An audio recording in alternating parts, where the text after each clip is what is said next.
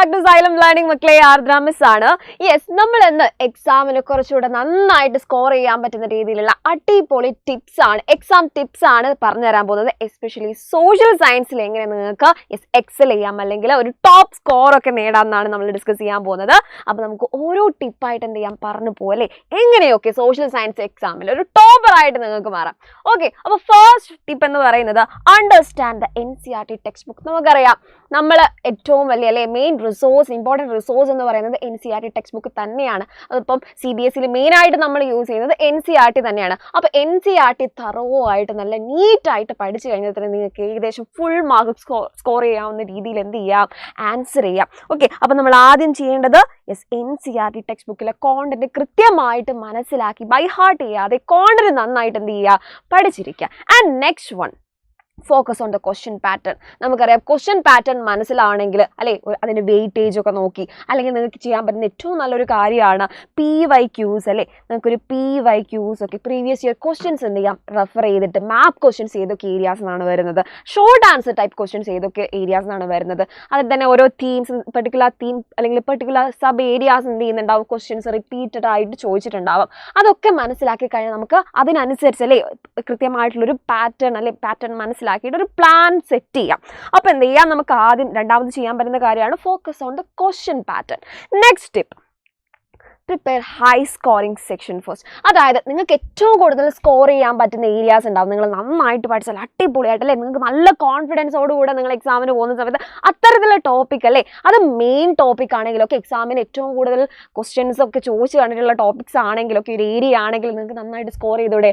അപ്പോൾ നിങ്ങൾ ഫോക്കസ് ചെയ്യാന്ന് പറയേണ്ടത് നിങ്ങളുടെ ഈസി ആയിട്ട് അല്ലെങ്കിൽ നിങ്ങൾ ഏറ്റവും നന്നായിട്ട് പ്രിപ്പയർ ചെയ്യേണ്ടത് ഏറ്റവും കൂടുതൽ ക്വസ്റ്റ്യൻസ് ചോദിച്ചിട്ടുള്ള ഏരിയ എന്നായിരിക്കണം. ഓക്കെ, അങ്ങനെ ചെയ്ത് കഴിഞ്ഞാൽ നമുക്ക് നല്ല സ്കോർ above 95% ഒക്കെ എന്ത് ചെയ്യാം, സ്കോർ ചെയ്യാം. ഓക്കെ, നെക്സ്റ്റ് ടിപ്പ് എന്ന് പറയുന്നത് വർക്ക് ഓൺ പ്രസന്റേഷൻ.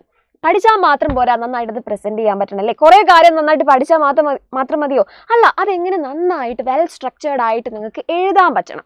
ഓക്കെ, അപ്പോൾ പഠിച്ച കാര്യങ്ങൾ നന്നായിട്ട് എഴുതാൻ പറ്റണമെങ്കിൽ ആ ഒരു സ്ട്രക്ചർ നമുക്കറിയാം. സോഷ്യൽ സയൻസ് എക്സാം എസ്പെഷ്യലി ഒരു വെരി ലോങ് ആൻസർ ടൈപ്പ് അല്ലെങ്കിൽ ഷോർട്ട് ആൻസർ ടൈപ്പ് ക്വസ്റ്റ്യൻസ് ഒക്കെ എഴുതുന്ന സമയത്ത്, അതിന് ആൻസർ ചെയ്യുന്ന സമയത്ത് തന്നെ പെർട്ടിക്കുലർ പാറ്റേൺ ഉണ്ട്.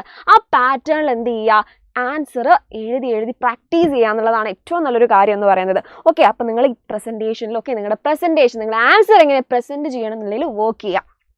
നെക്സ്റ്റ് ടിപ്പ് നോക്കിക്കോ, use diagrams and maps. Okay, social സയൻസിൽ എസ്പെഷ്യലി നന്നായിട്ട് പഠിക്കാൻ പറ്റിയ ഒരു കാര്യമാണ് ഡയഗ്രാംസ് ആൻഡ് മാപ്സ് യൂസ് ചെയ്തിട്ട് എന്ത് ചെയ്യാം, ഒരു ഫ്ലോ ചാർട്ടൊക്കെ പോലെ നമ്മൾ മുന്നേയും പറഞ്ഞിട്ടുള്ള കാര്യമാണ് ഫ്ലോ ചാർട്ട് ടൈപ്പ്. കാരണം ഈ സോഷ്യൽ സയൻസിൽ സബ്ജക്റ്റ് ഈ കോണ്ടന്റ് എന്ന് പറയുന്നത് വൈഡാണ്, വാസ്റ്റ് ആണ്. അപ്പോൾ ഇത്രയും വലിയ കാര്യങ്ങൾ ചെറുതാക്കി ഒരു ഡയഗ്രത്തിൻ്റെ ഹെൽപ്പോടുകൂടെ മൈൻഡ് മാപ്സ് വെച്ചിട്ട് ഫ്ലോ ചാർട്ട് വെച്ചിട്ട് നമ്മൾ ഇൻസ്റ്റാളേൺ പോലുള്ള കാര്യങ്ങളൊക്കെ വെച്ച് എന്ത് ചെയ്യാം, നമുക്ക് പഠിക്കാം. ഓക്കെ, നെക്സ്റ്റ് ടിപ്പ് നോക്കിക്കോ, പ്രാക്ടീസ് വിത്ത് സാമ്പിൾ പേപ്പേഴ്സ്. നമുക്കറിയാം CBSE ആണെങ്കിലും സാമ്പിൾ പേപ്പേഴ്സ് എല്ലാ ഇയറിലും എന്ത് ചെയ്യുന്നുണ്ട്, നമുക്ക് തരാറുണ്ട്.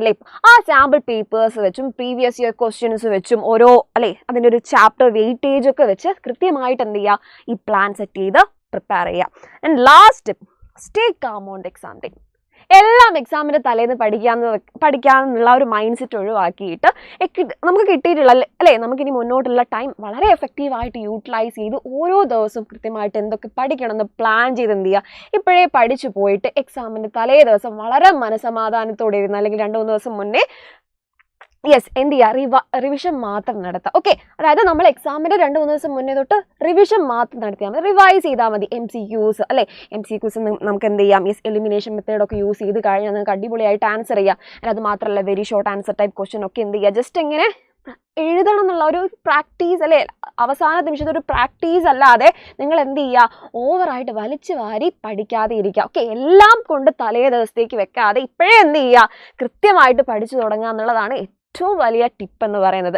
ഓക്കെ, അപ്പോൾ ഈ ടിപ്സ് ഒക്കെ നിങ്ങൾക്ക് ഹെൽപ്ഫുൾ ആയിട്ടുണ്ടാവും എന്ന് വിചാരിക്കുന്നു. അപ്പോൾ എല്ലാവരെയും അടുത്ത വീഡിയോയിൽ കാണാം. ബൈ.